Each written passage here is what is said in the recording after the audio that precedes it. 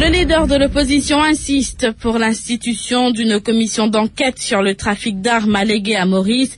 C'était lors de la Private Notice Question de Paul Béranger au Parlement ce matin. Il voulait savoir du Premier ministre l'évolution de l'enquête menée par différentes institutions dans cette affaire.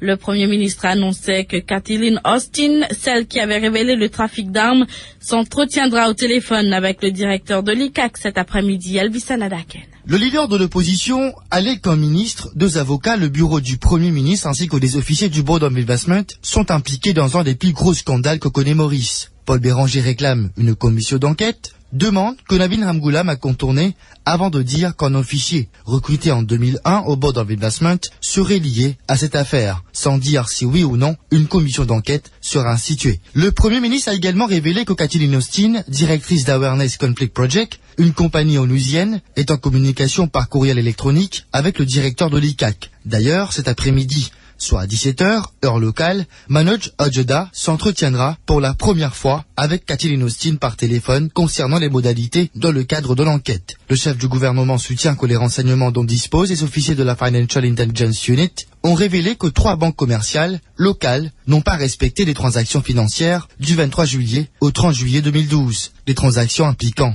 Andrei Kosolapov et Sergei Denisenko qui sont suspectés d'avoir voulu utiliser Maurice comme plateforme pour le trafic d'armes. Ces 2 Russes ont quitté Maurice pour regagner Dubaï le 15 avril dernier. Nabin Ramgoolam affirme que le gouvernement mauricien assurera la sécurité de Kathleen Austin si la directrice d'Awareness Conflict Project vient à Maurice pour consigner sa déposition.